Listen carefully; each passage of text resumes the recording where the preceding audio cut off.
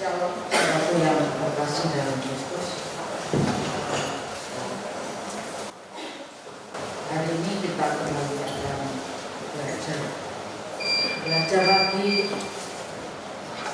minta bekal dari Tuhan untuk kita boleh menyongsong hari ke depan ini sepanjang 2022 ini, supaya kita boleh merasakan tuntunan dan pimpinan Tuhan dalam setiap kehidupan kita. Sepanjang hari hidup, Tuhan selalu ada dan menolong kita sekalian.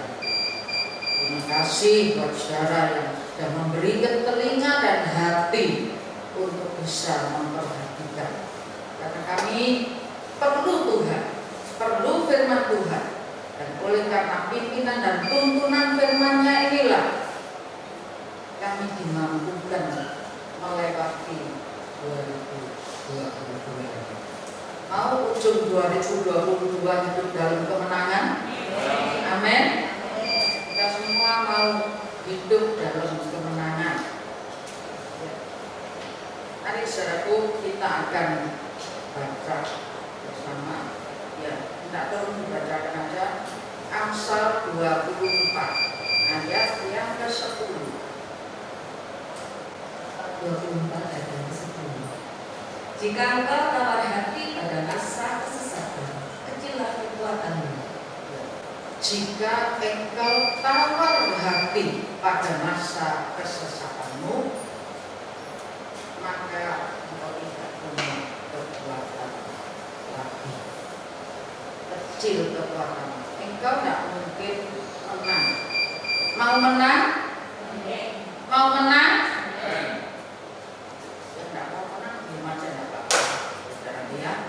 Mau menang? Kita ini harus berkemenangan. Langsung tahun ini, sepanjang tahun ini harus berkemenangan. Dan kita tahu sudah dari akhir tahun 2021 sampai tahun 2022 diawali dengan apa? Semua kemarin gempa. Kemarin dulu Banten yang gempa. Kemarin di Madura, Selat Madura yang gempa. Tiap hari itu nanti menurut bukan ramalan saudara ya, hikmat yang Tuhan berikan kepada dokter Yusuf BSD. Tiap hari itu tambah hari tambah keron. Kalau keron, jadi bukan keron cuma randemennya, waktunya. Jadi kalau dulu dengar gempa itu tahun ini dengar gempa, kira-kira setengah tahun lagi dengar Meksiko misalnya, setelah berapa bulan lagi itu nanti dari jaraknya sampai waktunya akan randemennya itu akan tambah terus. Kalau sudah itu sampai sudah semua kena, maka tidak ada yang bisa nolongnya lagi. Itu hari kesudahannya. Itu sebabnya kita tahu tambah tahun bukan tambah jauh Tuhan datang. Tambah tahun tambah dekat hari kita dengan Tuhan. Hari-hari itu tambah dekat pasti. Dan hari-hari ini nggak main-main. Coba. Ini Omikron belum selesai, sudah keluar lagi yang baru. Keluar lagi yang baru. Karena mengikuti ramalan, tapi kita mengikuti firman Tuhan bahwa menjelang hari Tuhan kesusahan itu akan bertambah. Itu sebabnya minta bekal dari Tuhan. Apa yang bisa jadi bekal supaya sepanjang tahun ini kita jadi orang yang hidup berkemenangan. Ayat Amsal 24 ayat yang 10 kan dikatakan, jika engkau tawar hati pada masa kesesakanmu, maka kekuatanmu kecil. Artinya kalau engkau tawar hati di masa-masa sulit ini, maka engkau tidak punya kuat, tidak punya kekuatan, engkau tidak bisa menang. Dalam terjemahan yang lain, tawar hati itu, saudaraku ya, di Indonesia dikatakan Anda tidak melakukan apa-apa dalam waktu sulit. Tidak bisa buat terobosan, tidak bisa melakukan sesuatu di waktu yang sulit itu. Jadi ya tidak bisa apa-apa, tidak ada apa-apa. Itu saya lihat. Ya, itu CSP ya. Lalu The Message katakan, ketika ada kesulitan, Anda ini hancur berkeping-keping. Ketika ada krisis, Anda jadi hancur berkeping-keping dalam krisis, tapi tidak melakukan apa-apa, dilibas sama kesukaan.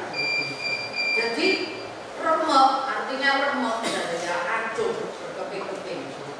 Dan yang lain lagi dikatakan, di hari sengsara engkau jadi pingsan karena ketakutan. Pingsan ketakutan, tidak melakukan apa-apa, lalu dilibas sampai hancur dan tidak bisa menang. Mau tidak menang atau mau menang? Lalu mau tidak menang atau mau menang? Semua kita mau menang. Itu saudara ya. Semua kita mau menang. Sebabnya kalau kita mau menang, biarlah kita juga mau hidup dalam kemenangan yang Tuhan berikan. Jangan tawar hati dalam masa kesukaran. Lalu saudaraku, tawar hati pada masa kesukaran. Tawar hati ini dalam hal apa? Seringkali terjadi dalam hal apa? Ini lompat-lompat ya itu kanunya. Saya sebut jadinya lompat-lompat.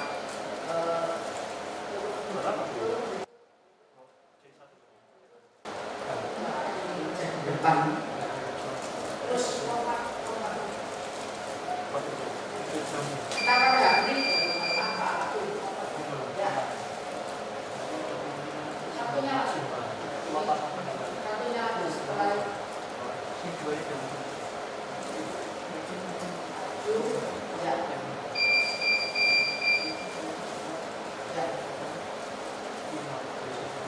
Saya cepat bingung karena mesin lompat sendiri semua ya. Tawar hati dalam hal apa gitu ya.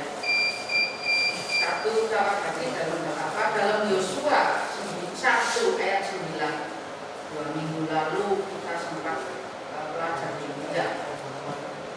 Yosua 1 ayat 9. Yosua 1 ayat yang ke-9. Di situ katakan apa?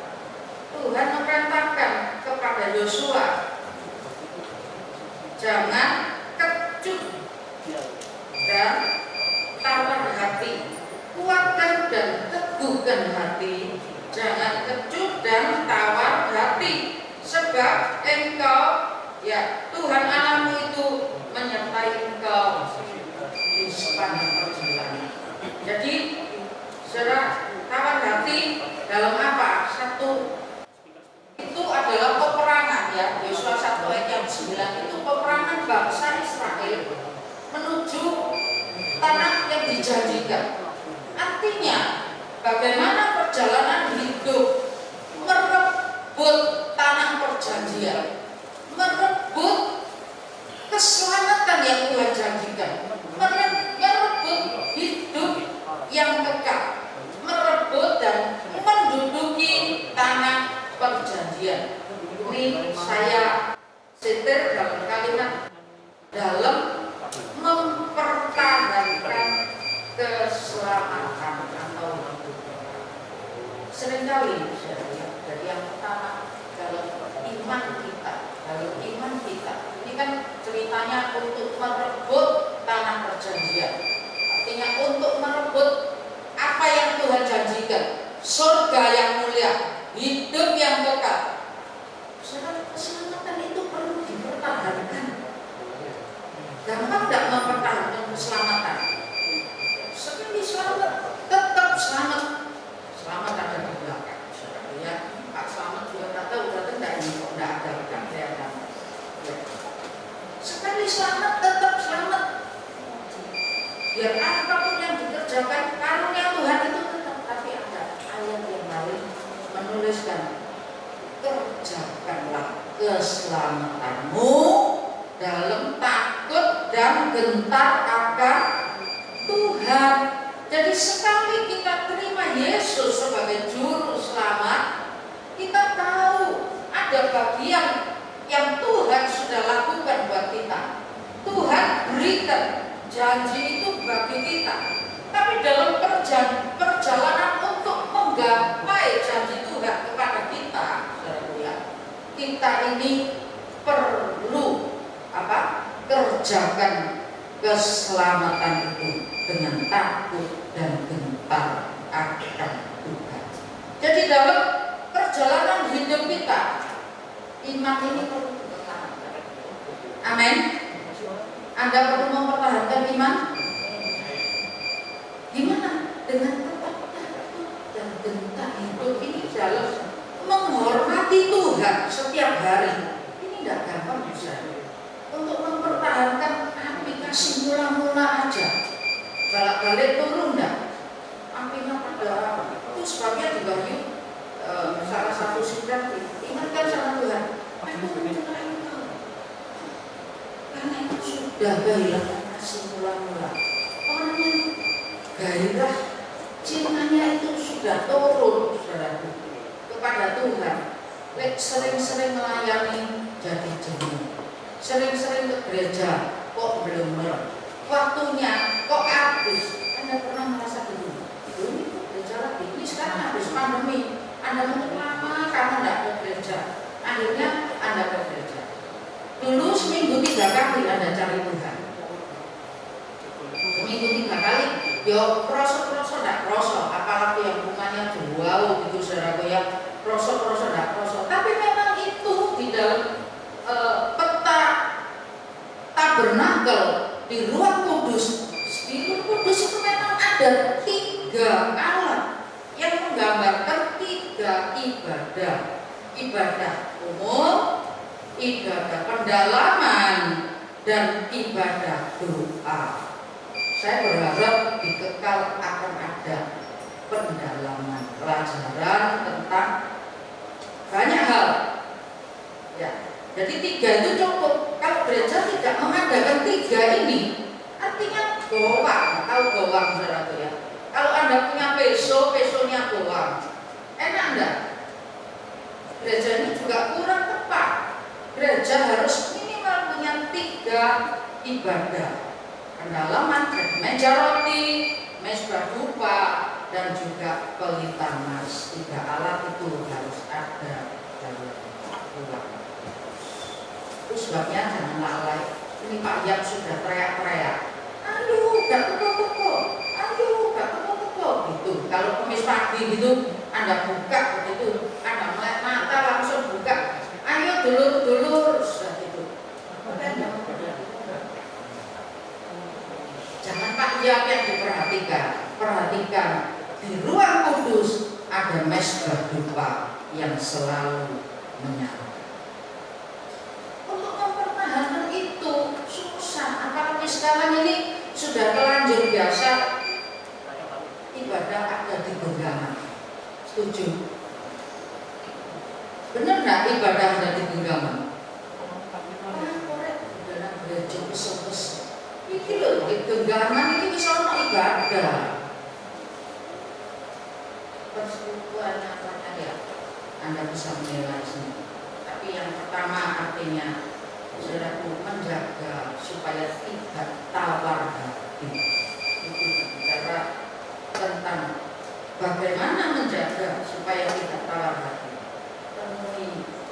Penuhi segala kehendak Tuhan. Dalam mempertahankan keselamatan. Amin. Anda pertahankan tidak keselamatan? Masing-masing Anda bisa menjaga. Belum lagi yang punya yang serumah. Saya lihat di Zoom ini, saya pasang kopi suara. Itu tak MO ijenan tak peduli. Kalau musiknya tak mau kemungkinan pokoknya saya tahu kenapa hati tapi mempertahankan keselamatan. Kalau aku tidak fine, keselamatan itu jadi tanda tanya. Itu sebabnya apa? Ya, satu rumah 2-3 orang, kalau udah kondisinya bisa nyarikan, itu aja belum tentu mampu. Tapi usulnya itu tidak pernah absen loh. Kalau mau pasti ijenan, ijenan tidak ada musiknya tapi ada kontennya. Jangan kecil hati, pertahankan keselamatan. Masing-masing orang punya cara fight dalam mempertahankan keselamatan. Ya. Yang kedua, itu dalam menyelesaikan tugas yang Tuhan percayakan kepada. Filipi 1 ayat 21 mengatakan apa? Hidup itu untuk Kristus dan mati atas kepentingan. Cuma Israel memang pasti tidak mati. Selama Tuhan masih memberikan Anda tanggung jawab, memberikan Anda tugas yang Anda harus emban dengan baik, nggak akan mati. Biar pandeminya kayak apa, nggak akan mati, kecuali tugas itu selesai. Nah, Anda bisa menyelesaikan tugas. Ingat itu, ingat dalam 1 Raja-Raja 8 Elia sekali waktu sudah kesesakan diancam Isabel, kesesakan memuncak. Elia bilang, sudah Tuhan, aku minta mati aja Tuhan. Dikasih mati nggak? Elia dikasih mati nggak? Saya tahu lah, Anda pasti pernah baca, pernah dengar. Nggak mati saudara. Anda kamu masih butuh jalan ke Tuhan. Kamu masih butuh murapi Elisa. Kamu masih butuh murapi Hazael. Masih ada tugas. Selama masih ada tugas, pasti kamu. Jangan sampai hidup ini terus hari ini aku buat apa ya? Pernah mikir gitu kan? Nggak mungkin kan Bu, Tuhan mau minta ini berkarya. Ada kepercayaan, ada tugas yang Tuhan kembangkan di atas pundak kita ini. Makanya sekali minta mati, tidak mati. Kenapa? Masih ada bagian-bagian yang harus Anda lakukan untuk kemuliaan Tuhan. Makanya Paulus katakan hidup itu untuk aku senang-senang. Gitu? Hari ini mall mana ya? Besok mall mana ya? Besok lusa kafe mana ya? Besok lusa restoran mana ya? Bukan. Setiap Anda melek mata, ingat ada bagian tugas yang Tuhan percayakan atas pundak Anda. Anda selesaikan hari. Anda kalau kerja suka menunda. Siswa ada di situ, siswa ada di situ. Lama-lama ruwet enggak? Setiap hari kita itu diberi kepercayaan. Ya kalau dulu Tuhan ada gereja ini kok lemes-lemes. Tuhan, apa sudah? Mungkin tetanggaku ini loh. Ya kalau keluarga itu pasti, tapi jangan keluarga. Bukan cuma itu.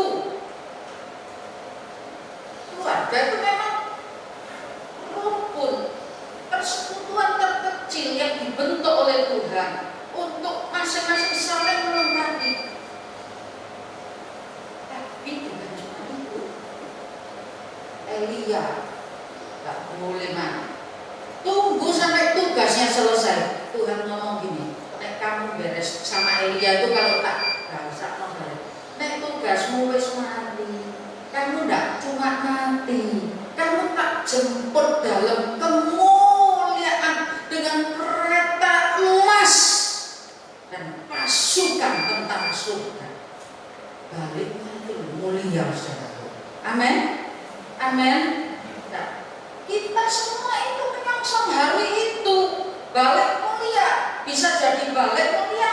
Saya berharap dan banyak hamba Tuhan juga berharap di era-era seperti sekarang ini bukan balik mulia, tapi kemuliaan itu datang dan kita menyongsong sebagai mempelai perempuan Tuhan. Amin. Amin. Nah, di mana bisa hari itu tiba? Kalau Elia itu pribadi, tapi kalau Yesus yang datang, massal. Amin. Massal dalam kemuliaan.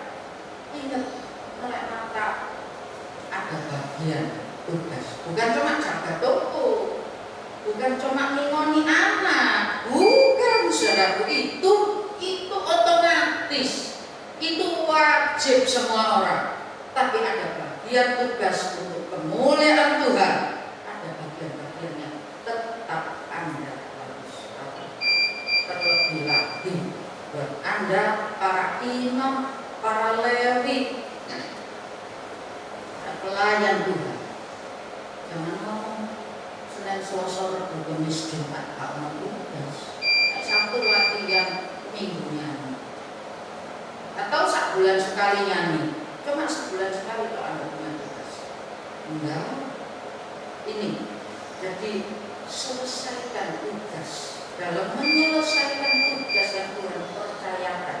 Dan yang sama, jagai hati untuk tidak tawar, supaya engkau bisa mempertahankan keselamatanmu.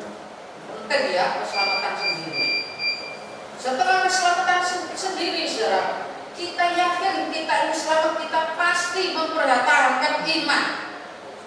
Karena pertanyaannya, kalau aku datang nanti masih ada iman gak di bumi? Ini apa goncang gancingnya kayak gini? Derdek semua, saudara.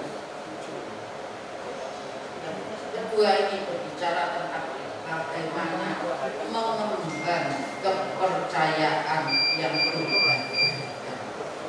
Anda punya tanggung jawab dalam kepercayaan yang Tuhan berikan.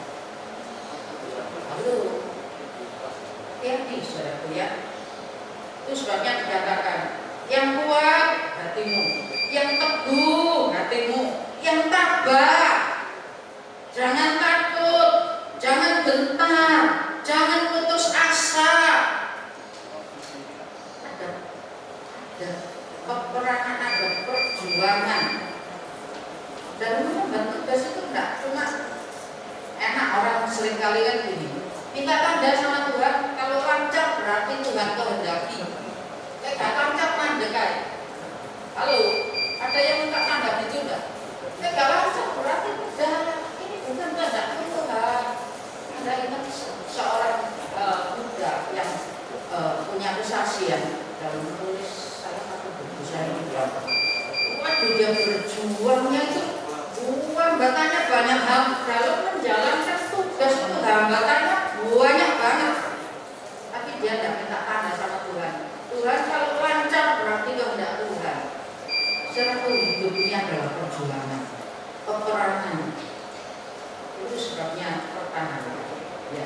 Yang ketiga, dalam kitab Daniel pasal yang ke-10, ya, bisa dibaca semua. Dalam Daniel pasal yang ke-10, saya ingin katakan dalam hidup ini ada peperangan. Ada peperangan. Saudara pernah merasa hatinya gelisah, moro-moro? Tahu-tahu kok gelisah? Tahu-tahu gelisah? Saudara, artinya apa? Di Daniel 10 nanti Anda baca. Itu sebuah cerita yang mana terjadi di tahun ketiga Raja Kores, Raja Persia. Daniel itu ambil puasa dan doa 21 hari lamanya. di sungai Kidris. Daniel dan kawan-kawan ambil puasa doa. Dan mungkin memang suasananya sudah tidak enak. Itu sebabnya mereka bentuk persekutuan, mereka ambil waktu, mereka berdoa dan berpuasa bersama-sama. Apa yang terjadi? Saudara, timbul kegelisahan, artinya jadi gelisah, kekejutan meliputi. Itu ayat yang ke-7, ya. Dan gak enak suasananya. Itu sebabnya teman-teman Daniel ketakutan.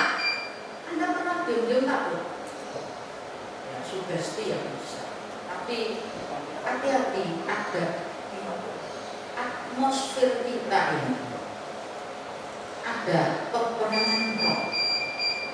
Bukan enggak, saya bukan nakut-nakuti. Ini Anda baca ya. Ada kok susah, ada kok gelisah, ada kok sumpah, ada kok takut.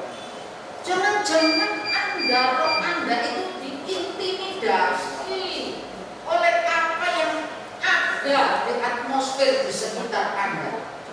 Ini teman-temannya Daniel, ya.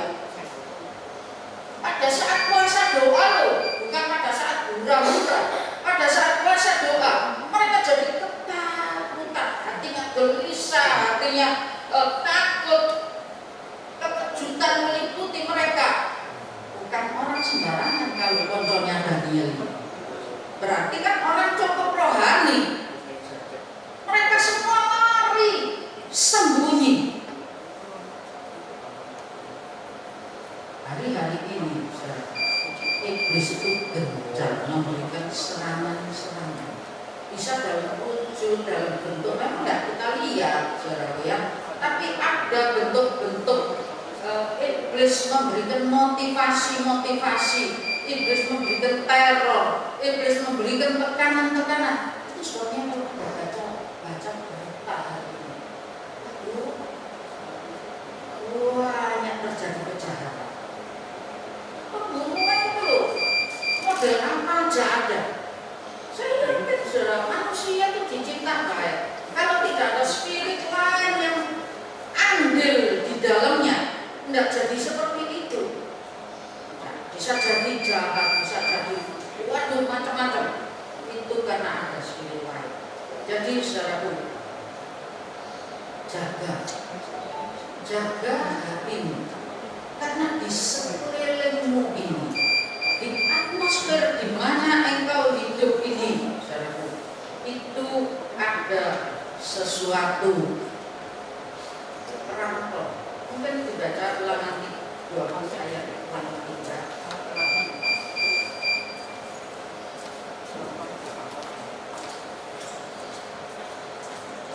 Ulangan 20 ayat 3. Dengan berkata kepada mereka, dengarlah hai orang Israel, kamu sekarang menghadapi pertempuran melawan musuh. Janganlah lemah hatimu, janganlah takut, janganlah gentar, dan janganlah gentar karena mereka. Ya, kamu sekarang menghadapi peperangan, jangan lemah. Artinya jangan tawar hati jadi lemah, jangan takut, jangan gentar, saudaraku.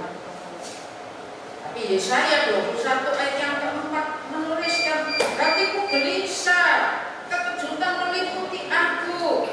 Ya, malam hari yang aku nantikan, aku rindukan. Sekarang ini kok beradab ya. Ulangan itu menjawab, engkau sedang menghadapi peperangan. Kitab Daniel pasal 10, kalau Anda baca dari 1 sampai ke 14, cuma 20 sekian ayat. Itu Anda dapatkan, Daniel itu puasa, Daniel itu akhirnya kegentaran meliputi mereka. Teman-teman Daniel itu lari semua, sembunyi semua, tinggal Daniel seorang. Apa yang terjadi? Daniel mendapatkan itu ada suara, engkau orang yang dikasih Tuhan, engkau orang yang dapat kasih karunia Tuhan. Tuhan akan menunjukkan besar yang akan terjadi kelak.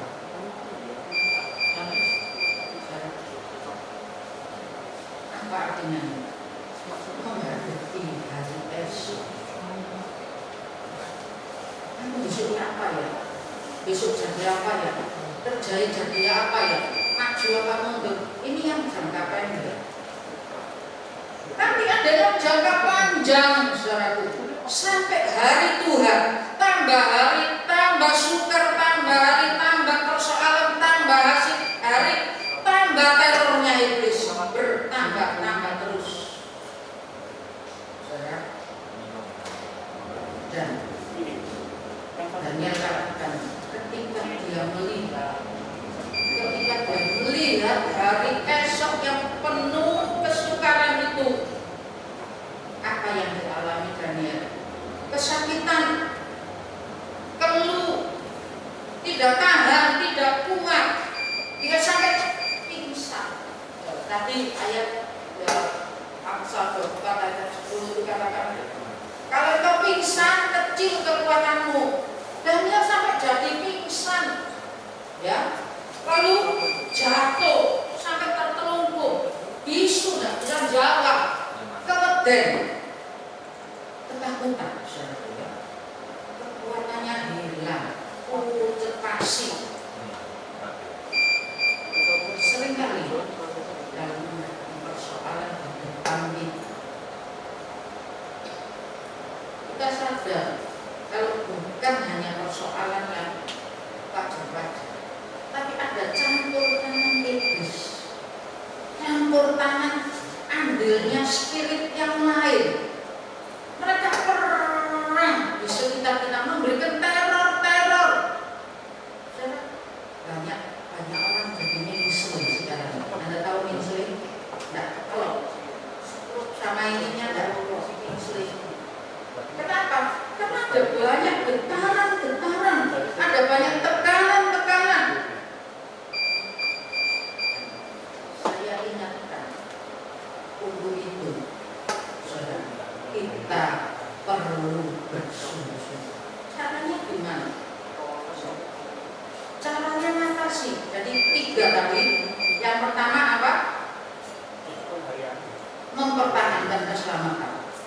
Yang kedua, memikul tanggung jawab mengemban tugas yang Tuhan percayakan. Itu yang kedua. Yang ketiga adalah menghadapi peperangan spiritual yang ada di atmosfer di mana kita hidup.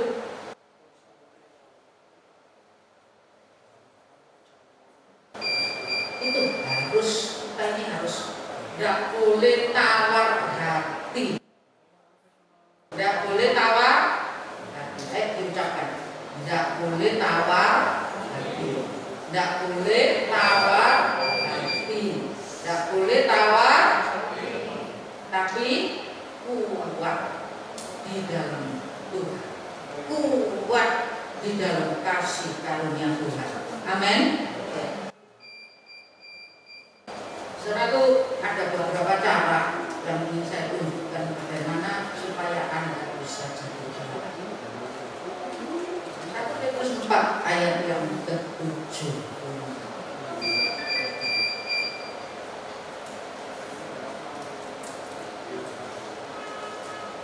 Petrus 4 ayat yang ke-7. 1 Petrus 4 ayat yang ke-7. Kesudahan segala sesuatu sudah dekat. Karena itu kuasailah dirimu dan jadilah tenang supaya kamu dapat berdoa. Dan kesudahan segala sesuatu itu sudah. Artinya apa? Menjelang hari Tuhan. Hari Tuhan sudah ditentukan. Itu sebutnya butuh satu apa? Penguasaan. Kuasai diri. Artinya kalau diomong di sini kuasai diri dan jadi tenang, itu berarti ada banyak persoalan, ada banyak hal, ada banyak tantangan, ada banyak tawaran, ada banyak yang menarik Anda supaya Anda ini tidak tenang, bergejolak. Kalau bangsa dengan jumlah pekerjaan yang bertambah. Sekarang katanya kerjaan sepi. Tapi nanti iblis bisa pakai kerjaan sepi gitu buka jual APD aja. Warung ini yang jual APD ada macam-macam. Iblis bisa pakai tawaran pekerjaan.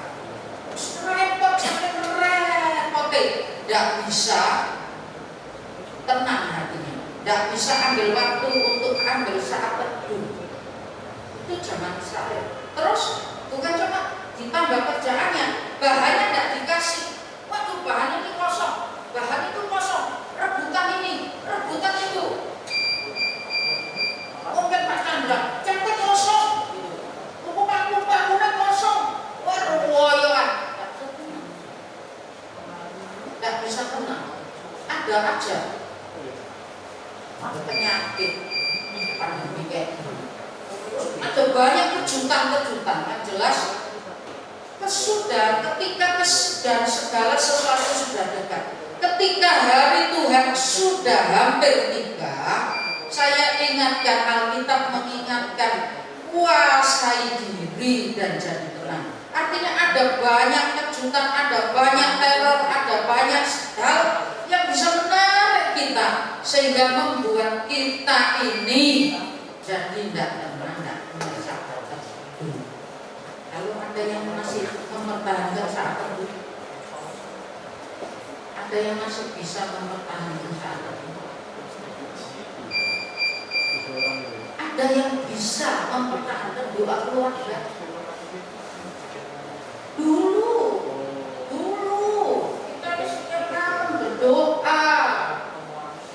Dulu. Sekarang iblis dengan caranya mengacak saat teduh. Supaya apa? Tidak tenang, tidak bisa berdoa. Kontakmu dengan Tuhan, hotline-nya itu jadi gandarnya menunggu. Ayo balik. Amin. Saya mengingatkan. Jadi yang pertama, saat teduhmu di balik ketika Elia mau mengadakan pemulihan bagi orang-orang Israel yang menyembah berhala. Apa yang disusun dulu adalah batu nyusun mesbah. Kalau mesbah itu disusun balik, maka akan ada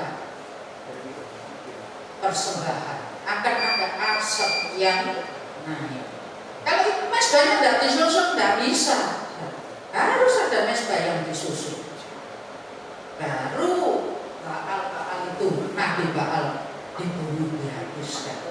Jadi mari kuasai diri, jadi tenang. Adakan persekutuan, adakan saat teduh, balikkan mesbahmu. Mesbah online itu bukan cuma kalau ada gereja tok, tidak ada gereja tok.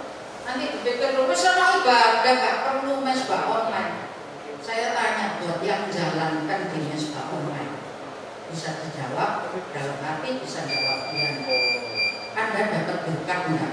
Dipaksakan untuk keluarga ini kumpul dan memuji, menyembah, membaca firman. Mau tidak mau mesbahmu kembali utuh. Jadi jangan pernah lelah. Wes orang gereja, wes orang kebaktian onset, bukan cuma itu. Tujuannya adalah supaya ini kuasai diri, jadi tenang, supaya kamu dapat supaya hubunganmu, hubungan keluargamu dengan Tuhan itu betul-betul terjaga. Amin. Yang kedua, saya menyetir di Kejadian 32 sahabat semua, ya. Tapi ayat 22 sampai 24 itu ketika Yakub dalam perjalanan masa depan, ini kuasai diri jadi tenang. Ya kan yang ini, Yakub ini mau balik ke tanah ayahnya. Dia mesti menghadapi Esau. Ada kesalahan masa lalu yang dilakukan, ada hadangan di depan karena perbuatan-perbuatan dosa, ada bahaya di depan karena ada ancaman Esau. Saudara, ini dalam hal apa? Rebutan hak kesulungan. Ini Yakub meroyok hak kesulungan. Untuk merebut hak kesulungan bukan tidak ada ancaman, selalu ada hadangan, selalu ada ancaman. Anda orang yang diberi hak kesulungan, amin. Ada hadangan. Dan kadang-kadang perjuangan itu perlu ketat, menakutkan. Yakub loh, ketakutan luar biasa. Saudara, apa yang dilakukan Yakub? Ketika dia takut, sangat takut. Dia tahu siapa Esau, dia tahu bagaimana kemampuannya Esau. Dia juga mendengar pasukannya Esau besar. Kalau Esau dendam kepada dia, sekali tebas, siapa yang dibawa sama Yakub? Embek. Perempuan-perempuan, 4 istri, anak-anak. Siapa yang dibawa Yakub? Kalau Esau marah sekali apa? Habisnya. Harus takut. Ada alasan untuk takut. Saudara, dalam perjuangan kita mempertahankan hak kesulungan, mempertahankan keselamatan, mempertahankan hidup kekal, mempertahankan bagaimana kita harus melakukan kehidupan ini. Saudara, yang namanya Yakub pergi ke sungai Yakub, semua diseberangkan, dan dia bergumul berdoa sampai berkemenangan. Ada cuma saat teduh, tapi ada doa pergumulan.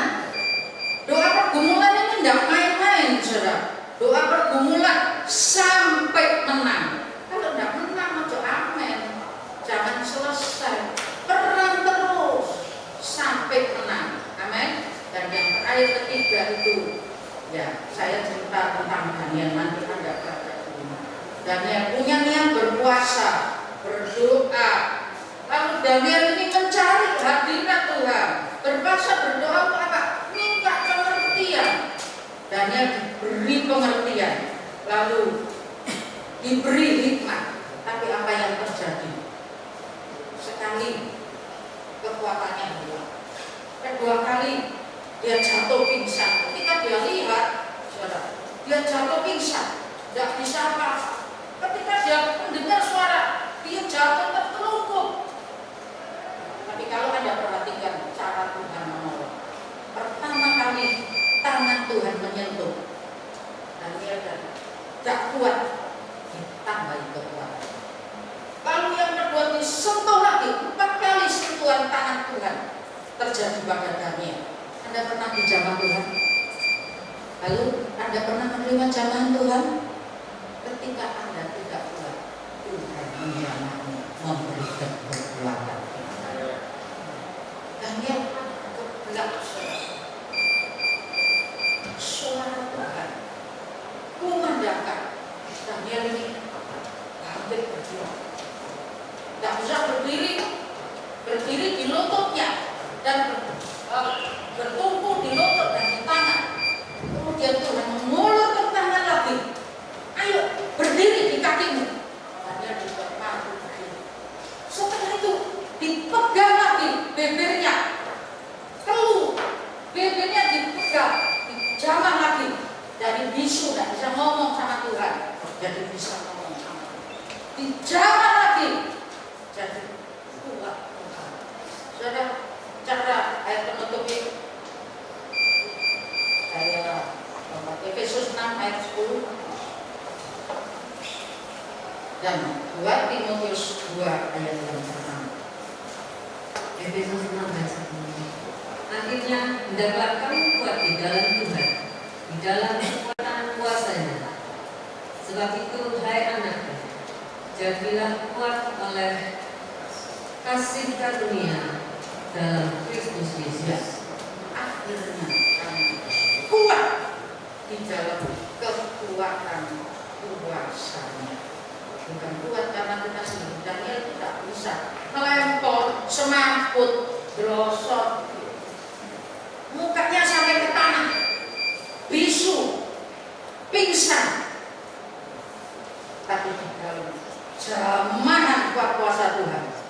Daniel jadi kuat, dan kuat di dalam kasih karunia. Kapan-kapan kita akan mungkin beberapa kali kita mungkin teliti ya, tentang bagaimana cara kerja Tuhan menolong Daniel, mengeluarkan Daniel.